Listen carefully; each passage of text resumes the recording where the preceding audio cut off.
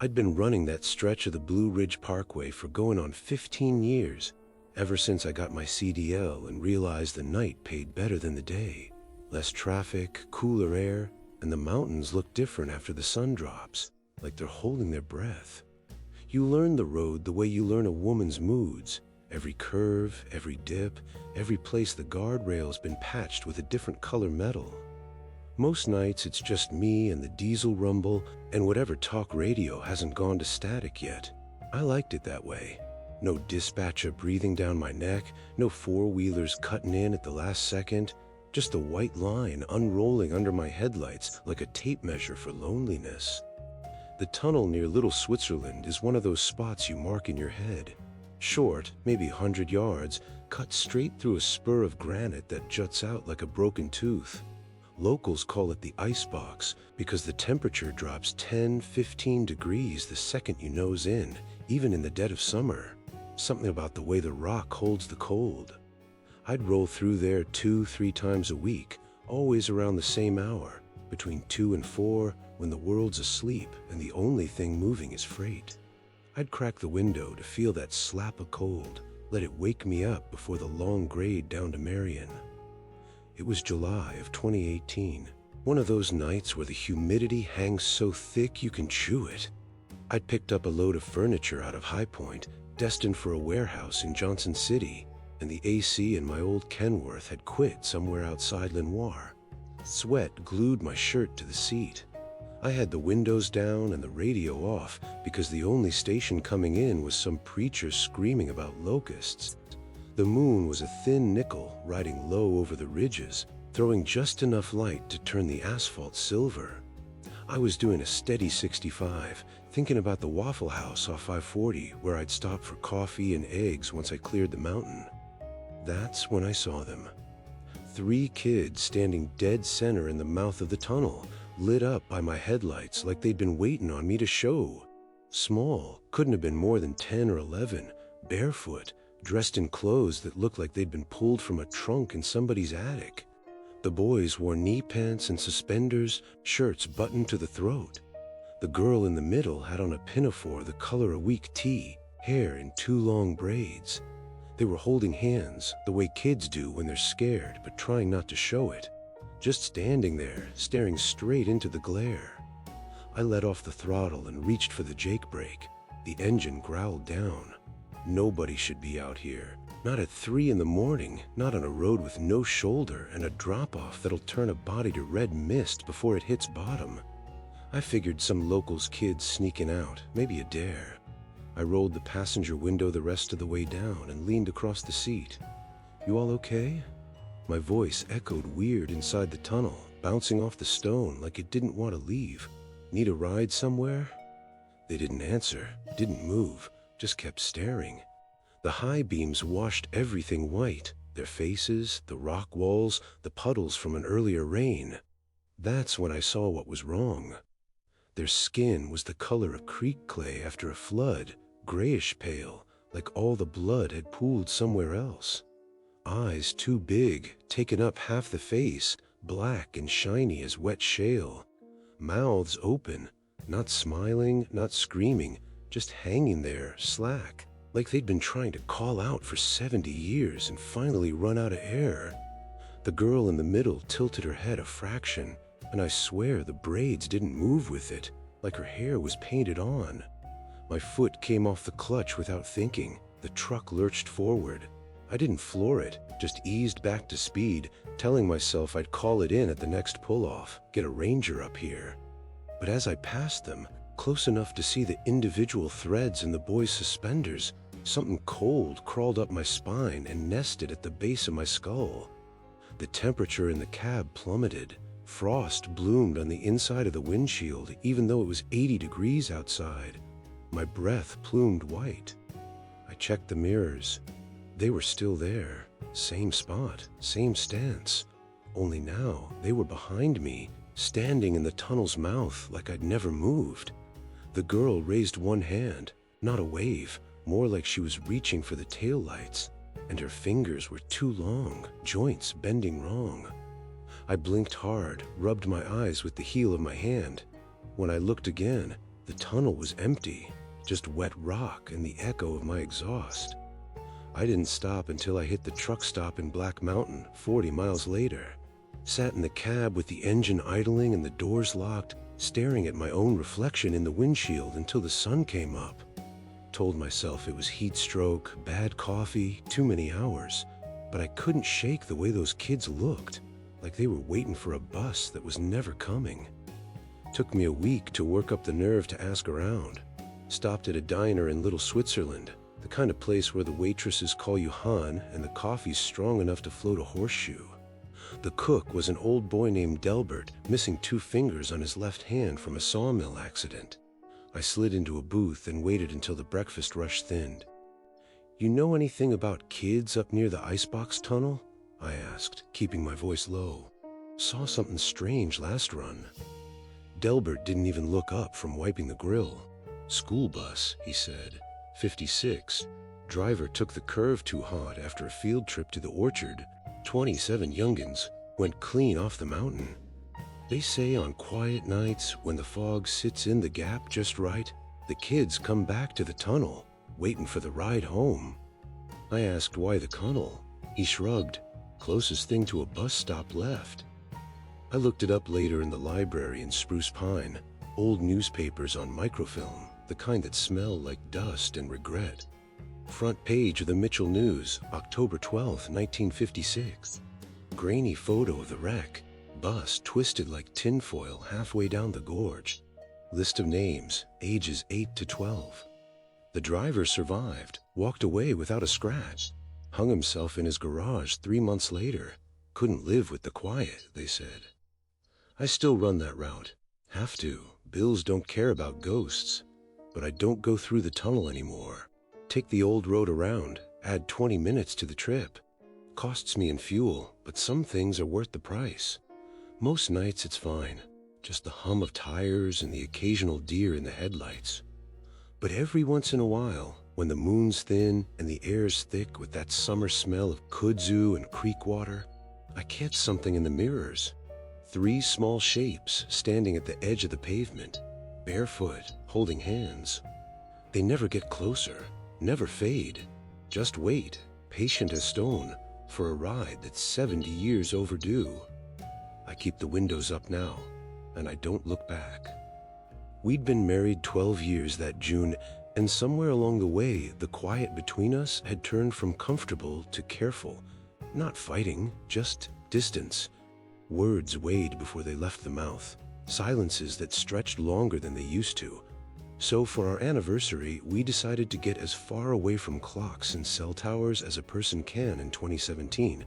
I found the listing on one of those old rental-by-owner sites, a 2-room cabin off Graves Gap, up a gravel road so steep the listing warned high clearance only.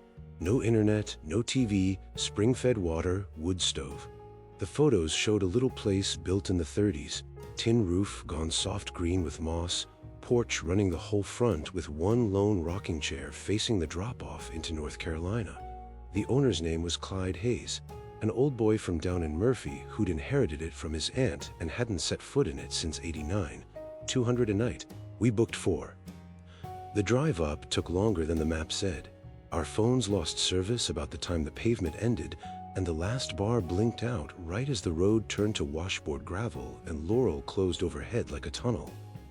Emily sat in the passenger seat with her feet on the dash the way she did when we were dating, hair twisted up with a pencil, humming along to whatever cassette still worked in my truck. Every mile we climbed, something in my chest loosened. By the time we rounded the last switchback and the cabin came into view, small, plain, honest, I felt almost young again. We spent the first day doing nothing, the best kind of nothing. Carried groceries up the 6 steps to the porch, stocked the pie safe, built a fire even though it was warm.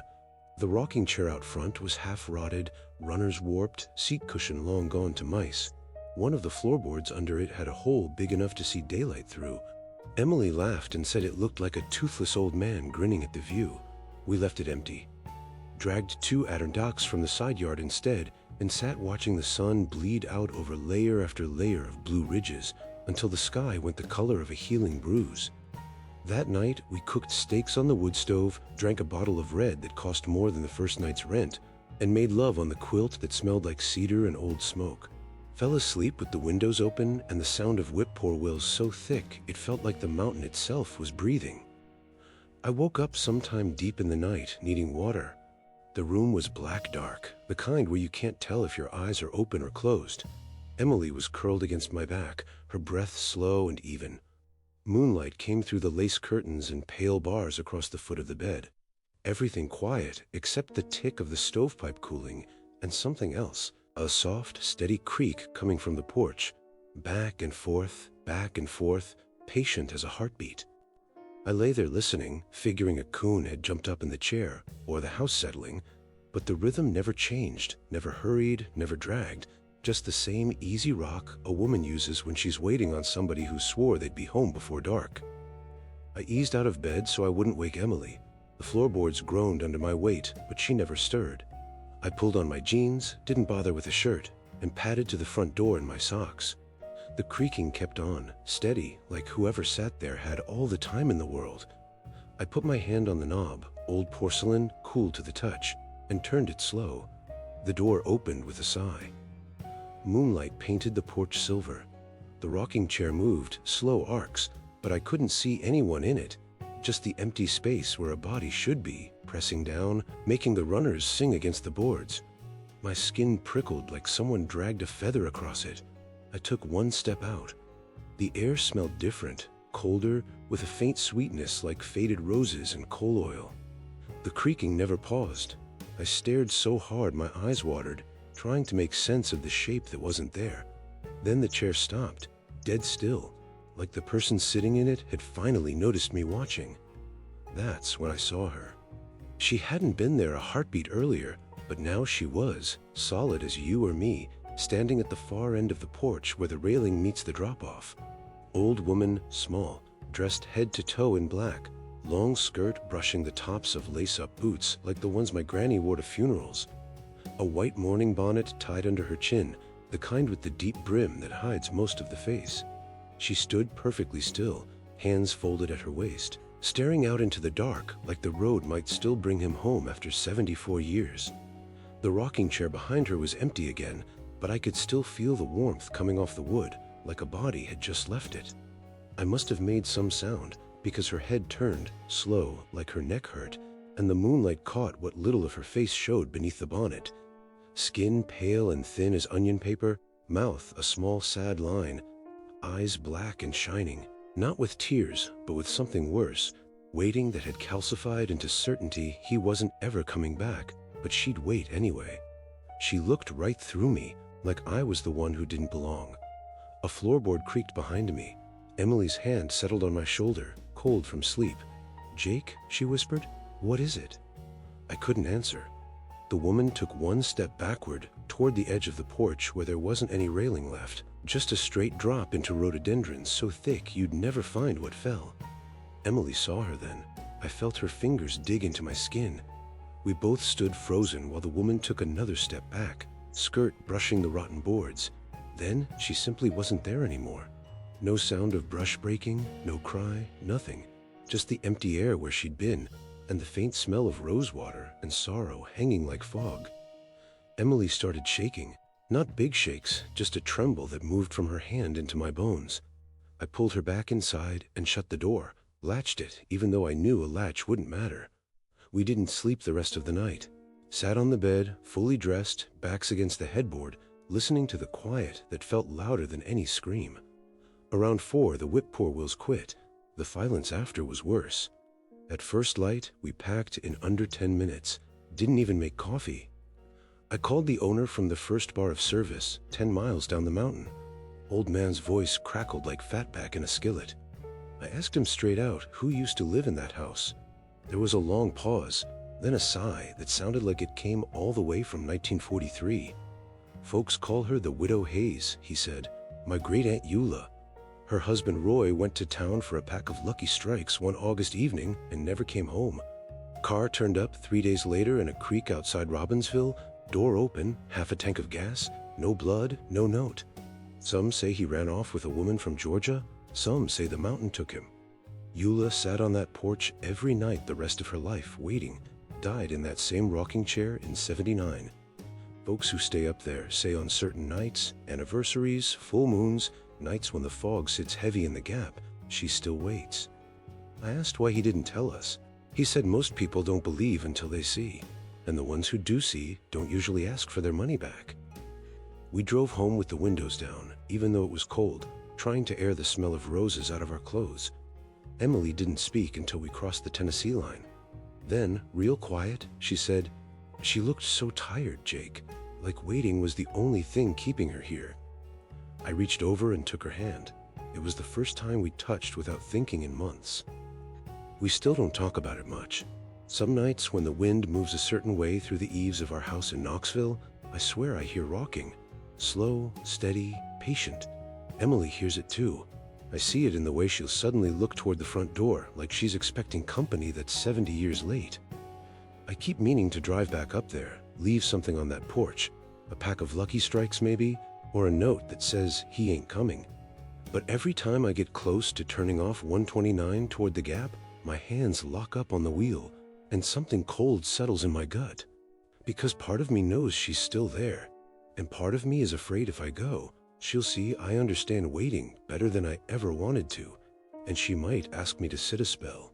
I still remember the way the air smelled that evening, like wet shale and the faint sweetness of blooming serviceberry, when I pulled my old Ford into the empty gravel lot at the Devil's Backbone trailhead.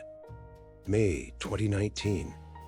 Daddy had been in the ground 3 weeks, and the house felt too big without his coughing echoing down the hallway at night.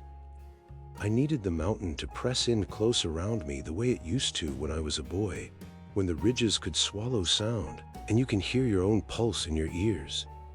I told myself one night on the trail would fix whatever was broken inside my chest. Just me, a pack, and the long spine of the Blue Ridge stretching north, like it could carry grief clean out of the county. I started up the switchbacks around 4:30. The sun was already flighting behind the western wall of the balsams, turning the sky the color of a fresh bruise. Rhododendron tunnels closed overhead, dripping from an afternoon shower nobody down in town even felt. My boots squelched in the red mud. I passed the usual signs: fresh bear scat, a deer rib cage picked clean, but nothing else living. No voices drifting up from the valley, no distant chainsaw whine, just my breathing and the soft knock of my walking stick against stone. I told myself that was what I wanted, quiet. About 2 miles in, the trail narrows to a hogback so sharp you can stand with one foot in North Carolina and one in Tennessee if you're stupid enough to try. The drop on the left is 400 feet of nothing but air and granite teeth. That's when I saw the light. It was maybe 200 yards ahead, floating low, the color of the old kerosene lanterns used to throw when the wick was turned just right, warm orange with a heart of gold. It moved at the pace of a man walking easy, not hurried, not lost. I stopped dead. The trailhead register had been blank except for my name. No tire tracks but mine in the mud soft as butter. I cupped my hands and called out, "You all right up there?" My voice bounced back, smaller than it went out. The light never wavered, just kept bobbing along the backbone like it had somewhere to be before full dark. Something about the rhythm of it tugged at me. I'd seen that exact sway 1,000 times as a boy. Granddaddy carrying the lantern from the barn to the house after evening chores, humming Angel Band under his breath, the glow sliding across the pasture like a slow comet. He'd been gone 21 years that spring, carried off the mountain on a door after a widowmaker pinned him against a poplar in '98. I hadn't thought of that lantern in forever. But standing there with the wind starting to knife through my flannel, I felt 8 years old again, waiting on the porch steps for him to come tell me the cows were fed and the world was right. I followed. I told myself it was the decent thing. If somebody was hurt, night comes quick up high. But mostly, it was the pull, like a fish hook behind my sternum. The trail climbed steeper, roots slick as glass. The temperature kept dropping, My breath started pluming even though the valley was still 70 degrees. The light stayed the same distance ahead, never closer, never farther, leading me along the ridge like it knew every twist I was about to take. I don't know how long I walked. Time gets funny when the only sound is your own blood in your ears. At some point, the trees thinned and the spine narrowed to barely wider than my boots. One slip and you're gone. No scream long enough to matter. The light finally slowed, stopped, hung there in the dark that had swallowed everything else. I caught up. He stood in the middle of the trail with his back to me, lantern held low so the glow painted the rocks amber. Tall, raw-boned, shirtless even in the cold, galluses crossed over shoulders thin as axe handles. The light caught the side of his face, high cheekbones, nose busted crooked from a mule kick when he was 20, white beard trimmed neat the way he always wore it. I knew that profile better than my own daddy's. Granddaddy? The word came out small and cracked. He turned slow. The lantern swung, throwing our shadows long and thin down the drop. His eyes were the same pale winter blue I remembered, but something was wrong with the skin around them, too smooth, like a river stone worn down by a century of water. He looked at me the way he used to when I'd done something brave and stupid in equal measure, equal parts pride and sorrow. He raised the lantern higher, holding it out toward the blackness beyond the cliff edge, showing me the way home. But there wasn't any trail there anymore. I knew that section by heart. In 2003, a slide took out 50 yards of the backbone after a hard winter thaw. The Forest Service rerouted the path a quarter-mile back. Whatever he was pointing to had been gone 15 years before he died. The light trembled in his hand, or maybe that was mine shaking. Granddaddy, you can't. I took one step and the wind hit me so hard I staggered. The lantern flame didn't even flicker. Should have been impossible. He smiled then, not the big tooth-showing grin he saved for Christmas morning, but something smaller, sad, like he was sorry for what he had to show me. Then he lowered the lantern, turned, and walked straight off the edge into nothing. I lunged forward, arms out like I could catch a memory. The light dropped maybe 10 feet, slow as a falling ash, and winked out. For a long minute I couldn't move. The cold had worked its way into my bones. Somewhere far below, an owl called once, lonely as a widow. I backed away from the edge until stones scraped my shoulder blades, then turned and half ran, half fell down the trail I'd just climbed. Branches whipped my face. I didn't feel them. All I could see was that lantern going dark. I don't remember reaching the truck. Next thing I knew, I was sitting behind the wheel with the engine running and every light in the cab on, staring at my own white face in the rear view. My pack was still up there somewhere, sleeping bags, stove, everything. I left it. Drove home with the heater blasting and every gospel station on the radio turned up loud enough to hurt. 2 days later, I made myself go back in daylight. Took a friend this time, said I wanted to retrieve my gear, nothing more. We found the pack exactly where I dropped it the moment I saw the light. Sleeping bags still rolled tight, not a drop of dew on it, even though it had rained hard that night. On the way down, we cut over to the base of the cliff, following a deer path choked with laurel. The rock slide from 72 was still there, boulders big as houses half buried in moss. At the bottom, wedged between two slabs where the body would have come to rest, somebody had left a mason jar of home-canned peaches, the kind with the red food coloring Mama always used because Granddaddy liked them to look like sunset. The lid was rusted, but the seal was new. Fruit still bright, syrup thick.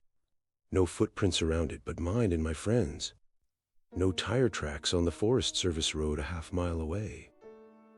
My friend asked who put it there. I told him I didn't know. Truth was, I did.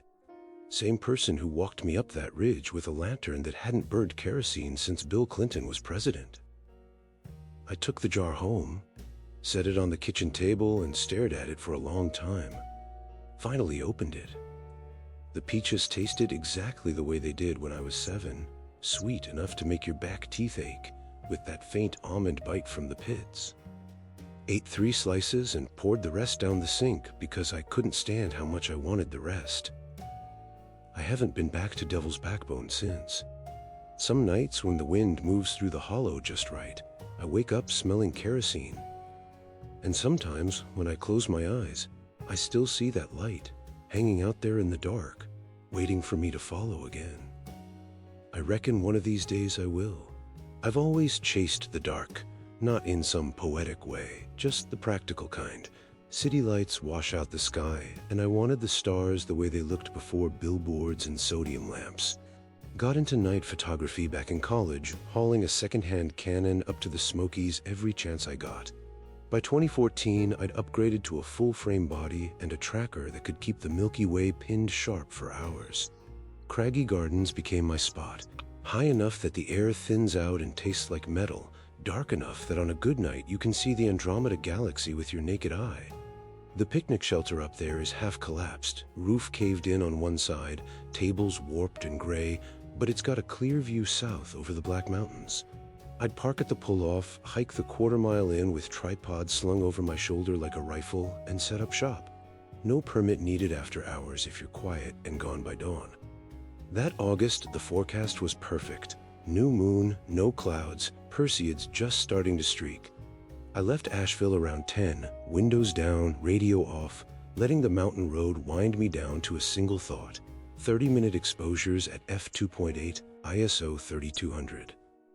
The gravel lot was empty when I pulled in, just my Tacoma's headlights cutting across the ranger sign and the dark hump of the shelter beyond. I killed the engine and sat for a minute, listening to the tick of cooling metal and the first tentative notes of katydids. Then I shouldered my pack and started up the path.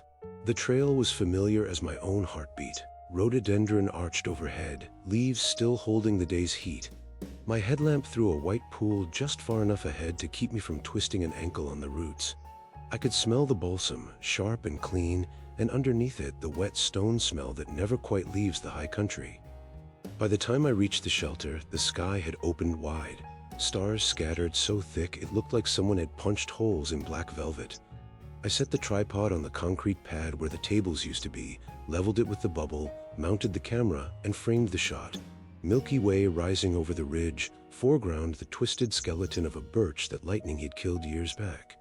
Remote trigger in my pocket, intervalometer set for 30 minutes. I hit the button and stepped back to wait. That's when I heard it. Boots on gravel, slow, measured, the cadence of a man who's walked a picket line so long his body doesn't know any other rhythm. Left, right, pause. Left, right, pause. Not the shuffle of a hiker, not the drag of someone drunk or lost. Military. I turned my headlamp toward the sound, but the beam caught only empty air in the sagging roofline. The footsteps kept coming, closer now, circling the shelter's east side where the picnic tables rot in a tangle of blackberry. I killed the light, didn't want to ruin the exposure, and stood still, letting my eyes adjust. The stars gave just enough glow to pick out shapes. Nothing moved. The boots stopped. Silence rushed in, thick as felt. Even the katydids had quit. I could hear my own pulse in my ears, steady but quick. Then the walking started again, same pace, same direction. 10 feet of gravel, turn, 10 feet back. Like a sentry posted at a gate nobody remembered building. I edged sideways until my shoulder brushed the shelter's cinder block wall. The sound was coming from the open end, maybe 20 yards off. I told myself it was a ranger doing rounds or some kid pulling a prank. But rangers wear soft soles, and kids don't walk like they're counting steps in their sleep. I risked the headlamp again, low power, red filter. Swept it slow across the gravel. Empty, but the footsteps didn't falter. They passed right through the red glow and kept going. My skin prickled like someone had opened a freezer behind me. I killed the light and backed up until the tripod pressed into my hip. The camera's shutter clicked soft every few seconds, counting down the exposure. 22 minutes left. That's when I saw him.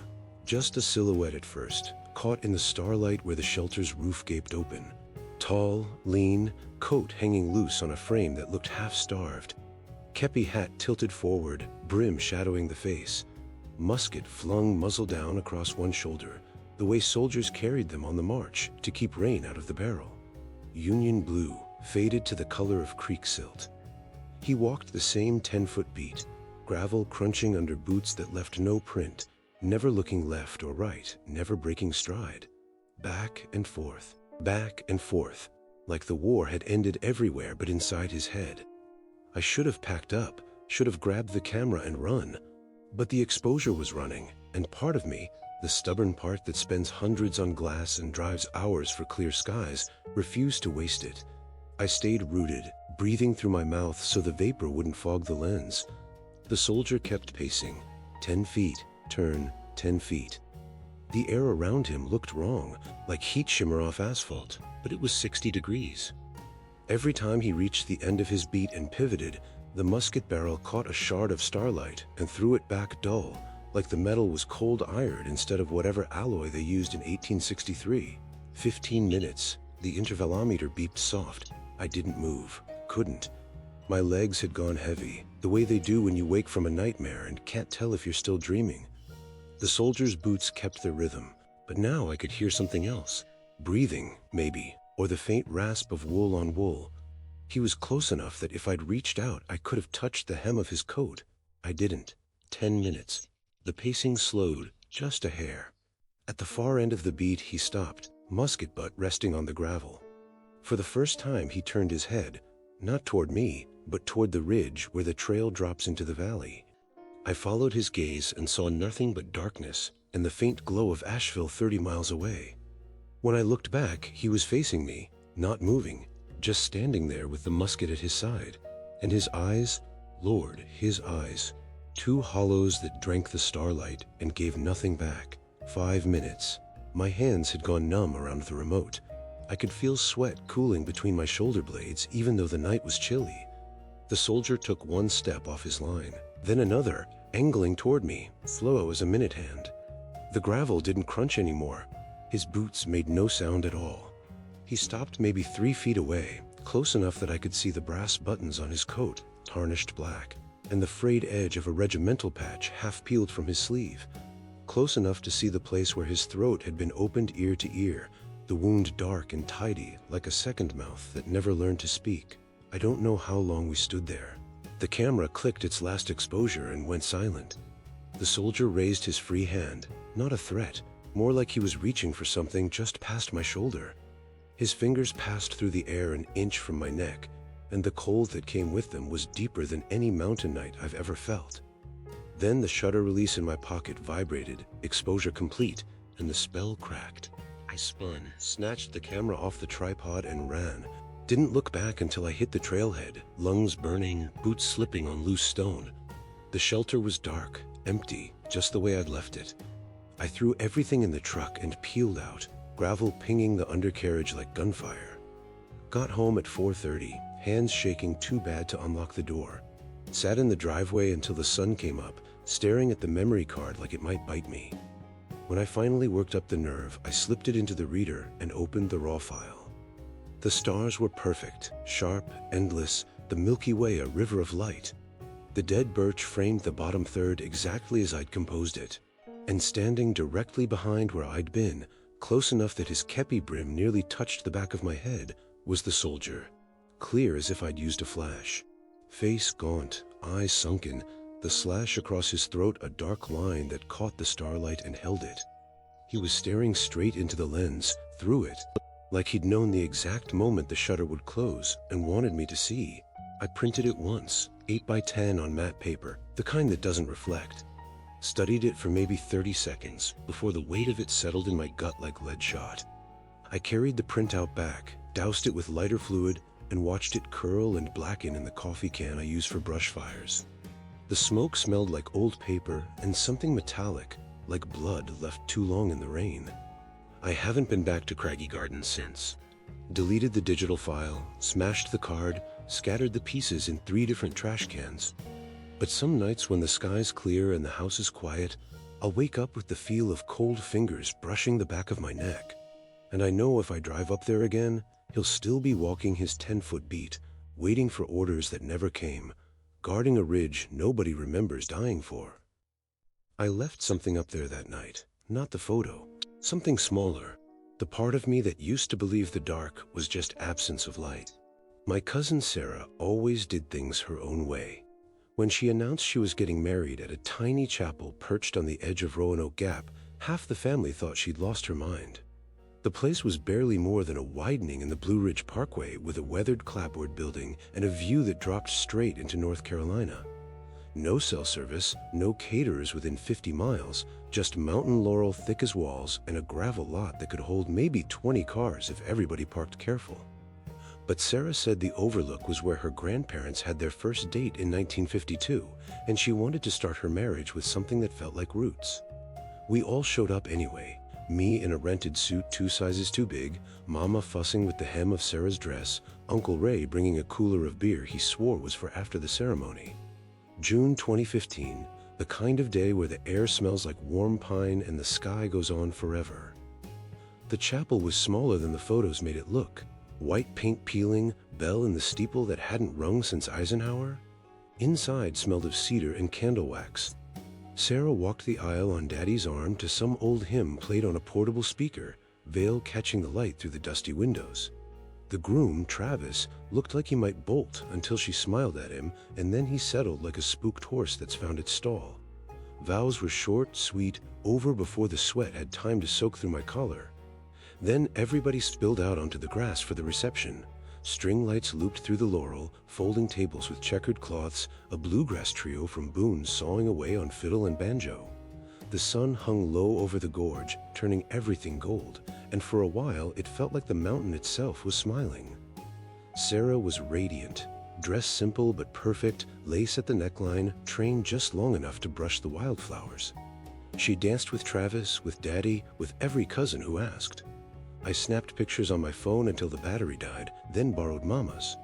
Around 9:30, the lights started to fade, and the string bulbs came on, soft and warm. Somebody passed around mason jars of moonshine punch.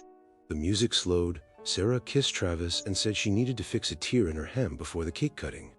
She slipped into the little bridal suite behind the chapel, a storage room really, with a cracked mirror and a single bulb. Door closed behind her. We didn't think anything of it. 10 o'clock came and went. The cake sat untouched under a cloud of nuts. Travis started looking around, smile getting tight. Mama asked if Sarah was okay. I volunteered to check. Knocked on the suite door. Nothing. Opened it. Empty. Dress form in the corner, hanger swinging slow, but no bride. We laughed at first, figured she'd gone to the porta potty down the service road or maybe snuck off with Travis for a minute alone. Called her name across the lawn. No answer. The music kept playing, but the mood shifted like a cloud sliding over the moon. By 10:30 we were fanning out, flashlights from car trunks, phone lights cutting white tunnels through the laurel. Uncle Ray took the trail toward the overlook proper. Travis and Daddy checked the chapel again. I headed down the service road that loops behind the parking lot. Gravel, narrow, drops off sharp on the left. Mountain laurel so thick you can't see 10 feet into it. I called Sarah's name every few steps, voice bouncing back smaller each time. Crickets answered, an owl somewhere far below. The string lights faded behind me until the only glow was my phone and the thin moon overhead. That's when I saw her. White dress at the guardrail, veil lifting in the breeze like a surrender flag. She stood with her back to me, one hand on the metal rail, the other hanging loose at her side. I let out a breath I hadn't known I was holding. Sarah, honey, you scared us half to death. Started toward her, gravel crunching loud in the quiet. She didn't turn, didn't move. The dress caught the moonlight wrong, yellowed like old piano keys, hem ragged and dark with something that might have been mud or worse. Veil longer than Sarah's, brushing the ground. I slowed. Sarah? She turned then. The face under the veil wasn't Sarah's, wasn't anyone's anymore. Skin drawn tight over bone, cheeks sunken, eyes red-rimmed and ancient with crying. Lips cracked and colorless. She looked at me the way a deer looks at headlights, trapped but past fear. Her hand lifted, slow, pointing down into the gorge where the mountain fell away into nothing but night and rock and the faint silver thread of a creek 1,000 feet below. The veil fluttered across what was left of her mouth, and I swear I heard her whisper something, too soft to catch, like a name she'd been saying for 50 years. I took one step back. My heel slipped on loose gravel, and I windmilled, caught myself on the rail. The metal was ice cold. When I looked up, she was moving, walking, not stepping, right to the edge where the guardrail ended and the drop began. Dress dragging, veil streaming behind her like a comet tail. She didn't hesitate, just lifted one foot over the void and was gone. No scream, no rustle of brush. Just the soft click of my phone light flickering out as the battery finally died. I stood there shaking, staring at the place she'd been. The breeze picked up, carrying the smell of laurel and something sweeter, like wilted gardenias left too long in a vise. My legs wouldn't move. Then headlights swept the curve, Uncle Ray's truck coming back from the upper lot. I stumbled toward it, waving my arms like a fool. Told them I'd seen Sarah headed down the service road. We searched another 20 minutes, calling until our voices cracked. Found her in the bridal suite after all, asleep on the old settee, veil pushed back, makeup smudged, one shoe missing. Said she'd sat down to fix the tear, and the punch must have hit her harder than she thought. Laughed when we told her we'd lost her for an hour. Travis carried her to the car like she was made of glass. The party broke up quiet after that. Cake got cut in a hurry, toasts short. Nobody mentioned the search much. I drove home with Mama, windows down, trying to air out the smell of gardenias that wouldn't leave my clothes. Took me a week to work up the nerve to look it up. County Library in Boone, old newspapers on microfilm. Found the article dated July 14, 1968. Bride named Margaret Ann Caldwell, 22, left at the altar when the groom got cold feet and drove off in the wedding car. She waited at that same overlook until dark, still in her dress, then put the car in drive and went over the edge. They found the vehicle 3 days later, wedged between two hemlocks, door open, veil caught on the rearview mirror. No note, just a Polaroid on the seat. Her and Travis at the rehearsal dinner, his arm around her like he'd never let go. They say on clear nights in June, when the laurel's in bloom and the string lights are hung for somebody else's wedding, she comes back to the guardrail, still waiting, still pointing to the place where the mountain took what was promised and never gave it back. I keep driving, but the smell of gardenias follows me all the way home. I must have been 9 the first time Grandpa took me sang hunting, back when the cove still felt bigger than the sky and every root held a secret. He'd wake me before the roosters, hand me a burlap sack and a short-handled hoe he'd filed down so it wouldn't catch on laurel, and we'd slip out the back door while the coffee was still perking. October was best, ground soft from rain, leaves turning so the forest looked like it was bleeding out slow. We'd follow deer trails that weren't on any map, Grandpa moving quiet as smoke, eyes sharp for the red berries and the 5-pronged leaf that meant gold under the dirt. He never talked much on the walk in, just hummed pieces of hymns under his breath, the same ones he'd sing soft in the barn when the cows were restless. I'd trail behind, trying to match his stride, my legs burning on the climbs, the sack slapping my hip with every step. That day in '83, the air had teeth. Frost still clung to the north slopes even though the sun was up. We'd left the truck at the Forest Service gate and hiked 2 hours into a cove Grandpa called Preacher's Hollow, though nobody'd preached there in living memory. Rhododendron grew so thick the sky came down in patches, light green and dim, like looking through bottle glass. The ground was all humps and hollows, roots snaking everywhere, and the air smelled heavy, earth and leaf mold and something older, like the inside of a church nobody'd opened in years. Grandpa knelt by a little seep, brushed aside the duff with his hand and nodded. Good sign. Water meant the roots ran deep. I dropped beside him, started digging careful, the way he taught me, shallow at first, then deeper once you felt the tug of the taproot. We'd been at it maybe an hour, sacks half full, when the preaching started. It came from everywhere and nowhere, low and rolling like thunder that wouldn't quite break. Not loud, but steady, the kind of voice that gets inside your chest and sets up camp. The day of the Lord cometh as a thief in the night, it said. Words slow, each one weighted.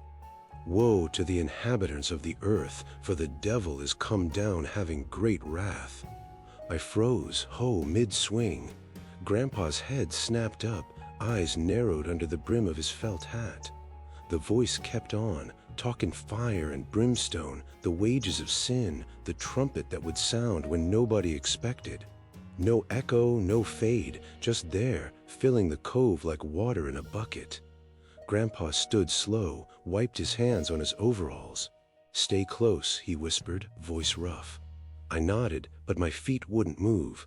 The preaching felt close, like the man was standing just past the next laurel thicket, but when I looked, there was nothing but green and shadow. Grandpa took my hand, his palm calloused, warm, and pulled me toward the sound. We pushed through the rhododendron, branches whip in my face, leaves so thick the light went gray. The voice never changed pitch, never hurried, just kept rolling out the same sermon like a record stuck on the same groove. We came out into a clearing that shouldn't have been there. The cove was narrow, walls steep, but this spot opened up maybe 20 feet across, floor flat as a church aisle. No saplings, no briars, just a carpet of moss soft as a velvet, and the rhododendron ringing it like a hedge. In the middle stood the preacher. He was old, older than the mountains, dressed in a black suit gone green with age, collar turned backward, tie knotted tight. Coat hung loose on a frame sharp as fence wire.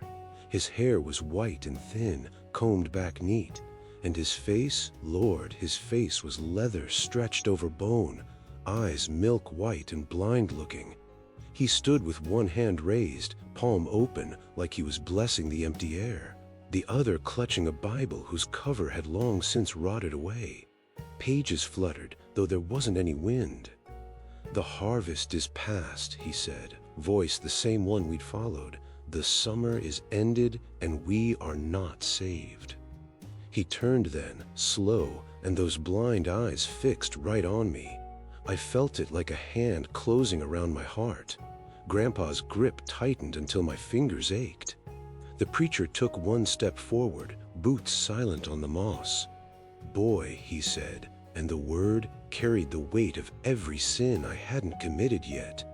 The rhododendron behind him moved, not wind, branches knitted together, leaves overlapping until the clearing shrank, the green wall closing like a mouth. The preacher took another step, and the light dimmed, the moss under his feet going dark. Grandpa yanked me backwards so hard I stumbled. "Run," he hissed, and we did. We crashed through the laurel, branches clawing, roots grabbing at our ankles. I dropped my hoe, heard it clatter somewhere behind.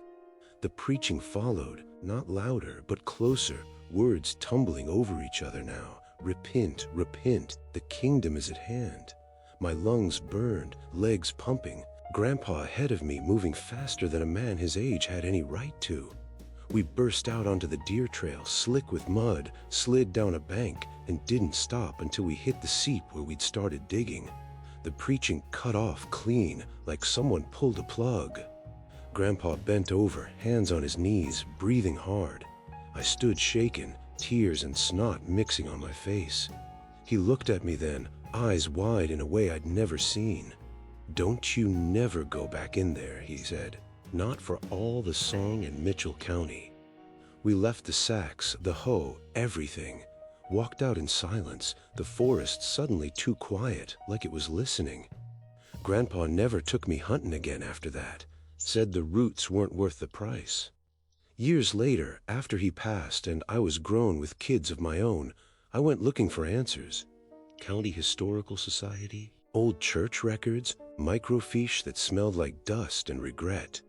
Found him in a ledger from 1918, Reverend Elias McCandless, circuit rider out of Banner Elk, sent to hold revival in the high coves during the Spanish flu. Whole families dying, schools closed, bodies stacked like cordwood. He'd set out on foot with his Bible and a mule loaded with tracts, determined to save souls before the plague took him. Mule came back alone 3 weeks later, ribs showing, eyes wild.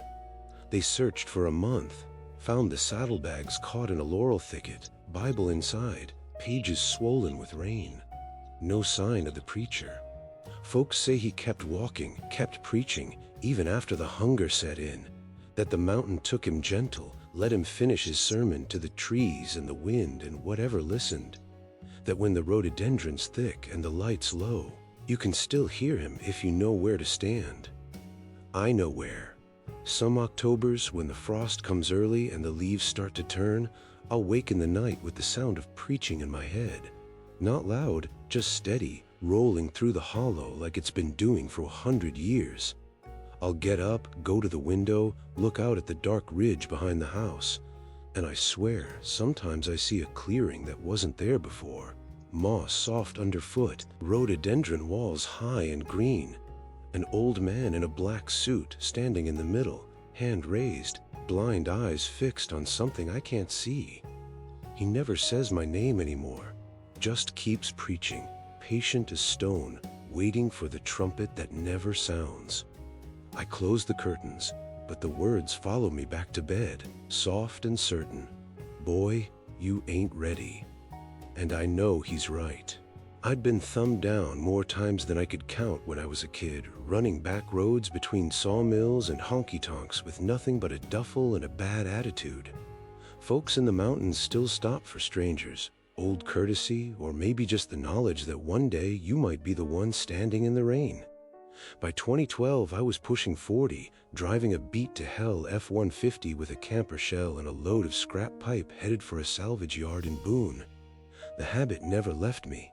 If I saw a silhouette on the shoulder, thumb out, I'd ease off the gas. Most were harmless, run-out-of-gas teenagers, drifters with stories longer than their money, old men who'd missed the last bus.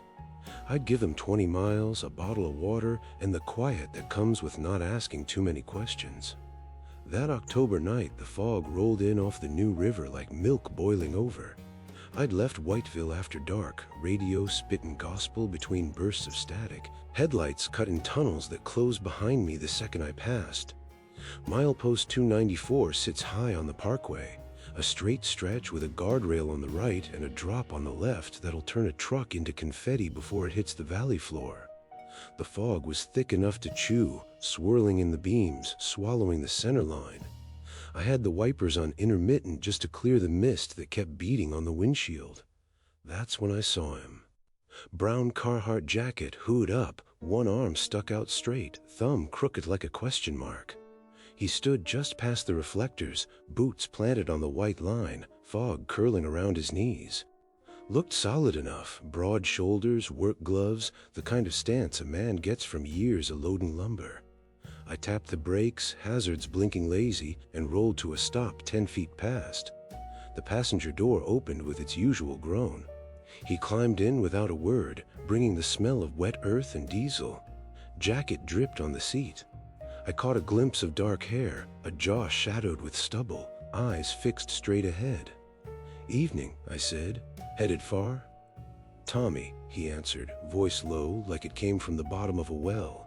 "Broke down a ways back. Appreciate the lift." He didn't offer more, and I didn't press. I eased back onto the pavement, fog closing over us again. The cab was quiet except for the tick of the engine and the soft slap of wipers. Tommy sat with his hands on his thighs, gloves still on, staring out the side window like the glass was a movie screen. After a mile or two, he started humming, old hymn, Farther Along, the one Mama used to sing while snapping beans. Notes came out soft, almost under his breath, but perfect, like he'd practiced in church every Sunday of his life. I found myself matching the tune in my head, the way you do when the road's long and the dark's deep. The overlook at 294 came up sudden, a wide spot with a stone wall and a view that was nothing but white tonight.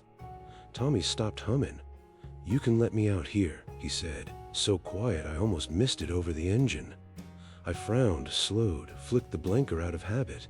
"Ain't nothing here but cliff, partner. Next pull-off's 5 miles. I'll take you to the Exxon in Deep Gap, get you a coffee at least." He didn't answer, just reached for the door handle. I pulled onto the gravel, tires crunching, and turned to tell him he was crazy. The seat was empty. Door never opened, seatbelt still buckled. The Carhartt jacket lay folded neat where he'd been, warm to the touch, damp like it had been out in the rain for hours. No footprints on the mat, no fog on the window where his breath should have been. Just the smell of wet earth, stronger now, and the faint echo of that hymn hanging in the air like smoke. I sat there a long minute, engine idling, hazards blinking into the fog. My hands wouldn't let go of the wheel. Finally, I grabbed the jacket, still warm, heavy with moisture, and got out. Walked to the guardrail, shining my phone light over the edge. Nothing but swirling white and the black shapes of pines far below. No sign anyone had climbed out, no scuff marks on the gravel. I called his name once, Tommy, and the fog swallowed it whole. Drove the rest of the way to Boone with the jacket on the seat beside me, heater blasting even though I was sweating. Dropped the pipe at the yard, didn't sleep. Next morning I went back with a thermos of coffee and a hangover from no liquor. The fog had lifted, leaving the mountains sharp and blue. The overlook looked smaller in daylight, just a curve, a low stone wall, a wooden cross wired to the guardrail with baling twine. Faded plastic flowers, a name burned into the wood with a cigarette. Tommy Ray Willis, 27, 1987. Below it, someone had scratched, "Gone home." I stood there until a park ranger rolled up slow, window down. "You okay, sir?" Asked him about the cross. He sighed, like he'd told the story too many times. Local boy, Sumra 87, driving a logging truck, loaded heavy, coming down from the high gap. Fog like pea soup. Guardrail gave way, old wood back then. Truck went over, landed in the creek. They found the cab 3 days later, door open, seatbelt cut. Tommy was gone. Some say the current took him, some say he walked out and kept walking. Either way, they never found the body. He nodded at the jacket in my hands. "That his?" I looked down. Same Carhartt, same fray at the cuff, same mud on the hem. Reckon so. Ranger didn't ask how I came by it, just tipped his hat and drove off. I left the jacket on the cross, folded the way he'd left it in my truck. Drove home with the windows down, trying to air out the smell of earth that wouldn't leave. Told myself it was a dream, a trick of the fog, too many miles and not enough sleep. But the hymn stuck in my head, looping soft and steady. Farther along, we'll know all about it. I don't pick up hitchhikers anymore, lock the doors at the first sign of a silhouette on the shoulder. But some nights, when the fog sits heavy in the gaps and the parkway's empty, I'll slow down past milepost 294 just the same. And there he'll be, brown jacket, thumb out, waiting patient as stone. I keep driving, but I can feel the seat beside me warm for miles, and the hymn starts up again, low and sweet, like he's still riding shotgun, trying to get home to a place the mountain won't let him reach.